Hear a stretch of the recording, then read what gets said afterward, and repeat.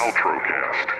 So much to talk about when Rick and Lauren are on the line, because not only are the great musical careers, not only is there that to talk about, but the wonderful charity work that you both do. And there's the show at the Cutting Room on Thursday, which has too many famous people on it, way too many famous people on it. Who was the first person besides yourselves that came on board for the show on Thursday?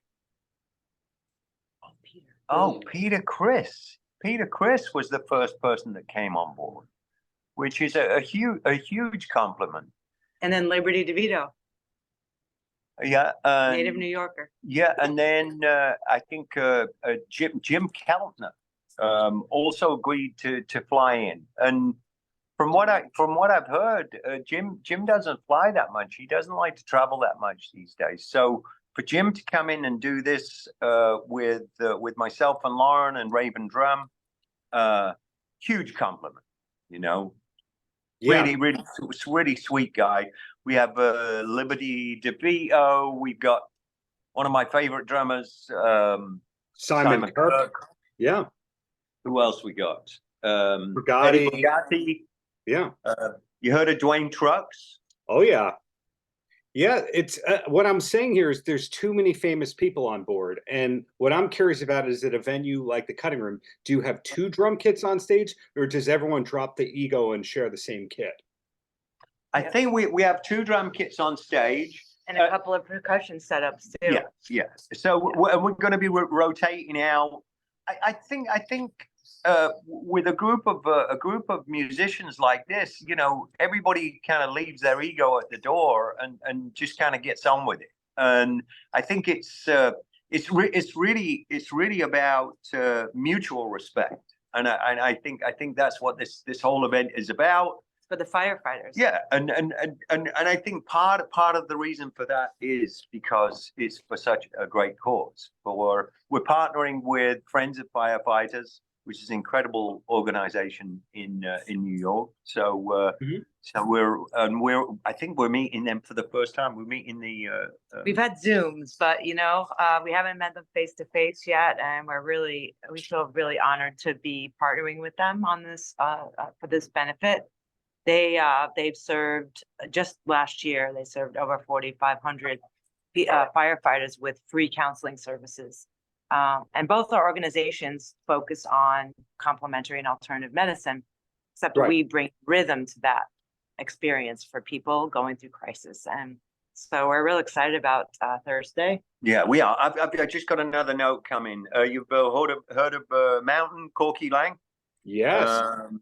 Have you heard of Matt Starr? Matt Starr, he's Ace somebody Frehley and or are you supposed to say Fraley? I say Freely, but I think it's Fraley. I don't know. But I get the idea. But Matt Starr has been. I've heard it said in many different ways, and I'm sure Potato. Yeah, and I'm sure it's been called worse than that. Yeah, I'm with you right there. And he also plays with Mr. Big. Excellent credits as well. And Christine from the SNL band.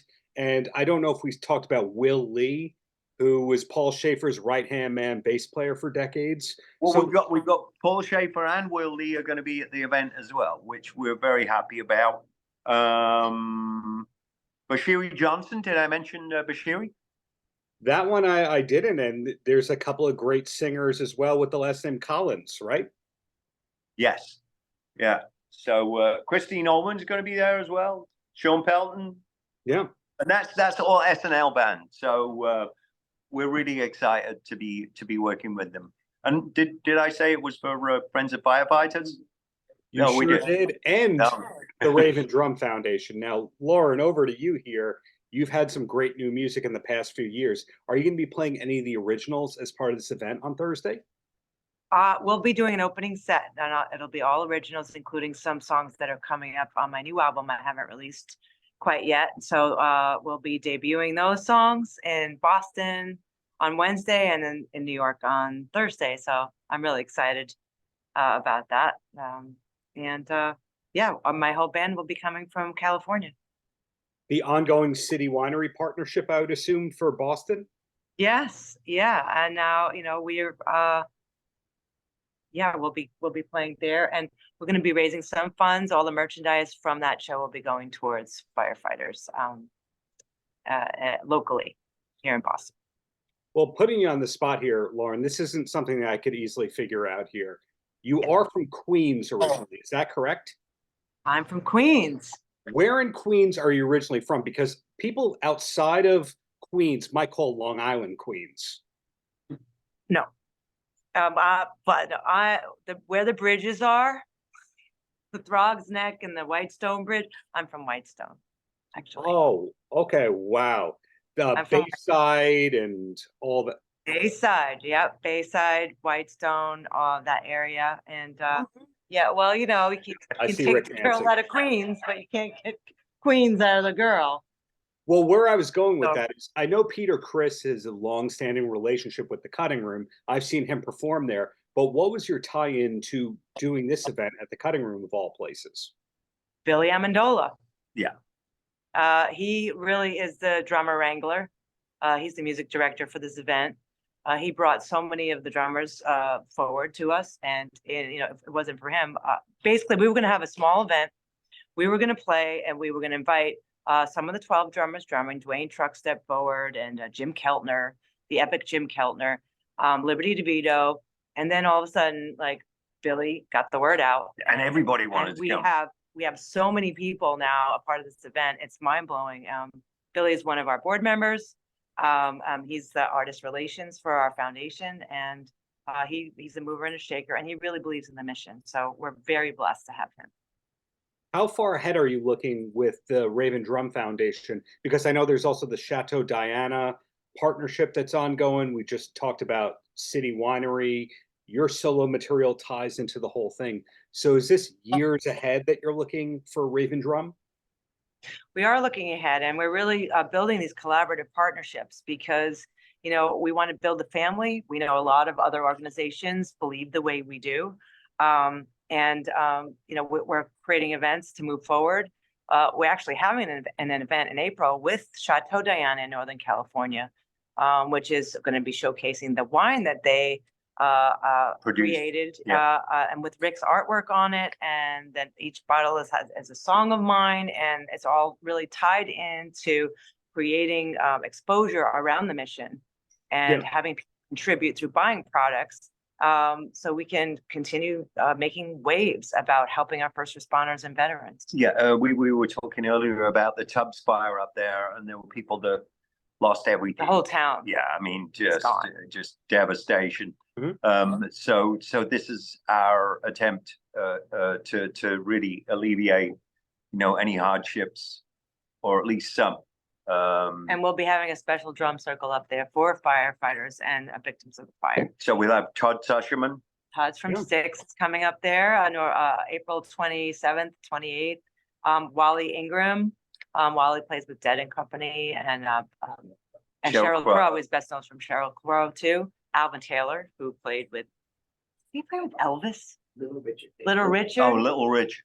Wow. Yeah, Little Richard and Billy Preston. Billy Oh, Preston, yeah. yeah. So Alvin is legendary just in his own right, and he'll be there too. Now, you just mentioned that the Chateau Diana ties in with Rick's painting. First time I had the pleasure of interviewing Rick, it's because he had a Wentworth Gallery exhibition in Jersey, I think Short Hills, New Jersey. Is that where we met for the first time? Hey, I don't know. It was hazy. It was before COVID. Who remembers before COVID? But what I'm getting at here is you're still painting. You're still very active as a painter. And I say that because a lot of musicians, they do the one show, call themselves a painter, and that's it. But painting is still a major part of your life these 5-6 years later, right?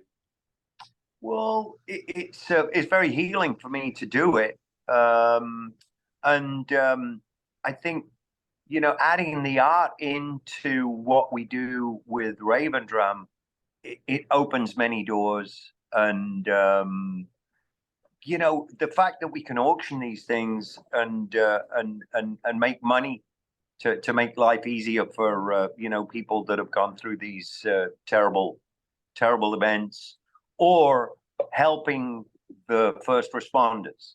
And, you know, I've told a lot of people, you know, if it wasn't for first responders, I might not be here, you know. So it's really the least we can do is to help them, because they, you know, they're constantly putting themselves in danger, and we're just concerned that, you know, what do you call that? Compounded sort of complex trauma. Yeah. There's, you know, once you have a trauma and then you have to keep revisiting and get re-traumatized, it doesn't go away. It just gets compounded. And we want to, you know, we bring tools and education around how to heal outside the normal pharmaceutical talk therapy, which works for some people, but not everyone, you know. Right. One of the things Rick's doing with his art is during all of these events, we're auctioning pieces, especially St. Charlie, which is his Charlie Watts painting that's online. So if you can't come to New York, or you can't come to Boston or Northern California and you want to contribute, you just go to ravendrum.org or go to GiveSmart. And no, where? No. I'm sorry, I'm being guided now. Rocksteady.givesmart.com. Sure. Rocksteady.givesmart.com. Well, Or I have two stupid questions and then I let you go. The first question is a music history question guided at Rick. And that's, your part of England gave the world the best hard rock ever, in my humble opinion, but it also gave the world some of the best dance music ever. Was there ever any overlap in the early days of your band around New Order and the Hacienda and all that kind of stuff from the Peter Hook universe? Where we rehearsed, I believe there were quite a few bands. We were around the same circles as the Human League, believe it or not. And I remember meeting Steve Singleton. Is it Steve Singleton with Spandau Ballet? I think so. Yes. So yes, there was, and I think there was a little bit of rivalry because, you know, we were like, you know, playing rock music. And he's a great dancer, though. Yeah, well, there is that, you know. Yeah. So I believe it. Got moved. Well, drummers have rhythm, therefore they could dance. You're not speaking out of turn there, Lauren. That's right. He's a dancer. You got to see him on the dance floor. Rips it up. Yeah, naked tap dancing is my forte. So apparently I've been given a note by a grown-up, and it says there is also a meet and greet with myself and pit tickets. There's a chance to get pit tickets for a Def Leppard show, which is fantastic, and that's at Charity Buzz again. So go check that out. There you go. And then the last question at Lauren right here.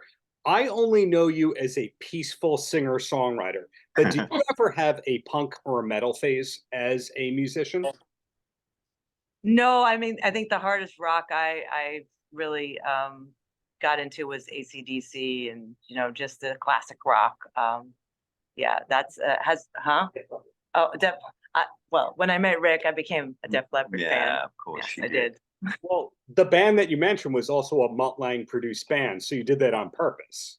I guess. I mean, I was just really drawn to AC/DC, you know, and Donna Summer. So, you know, both elements, both elements. Full of power chords, yeah, you know. Yeah.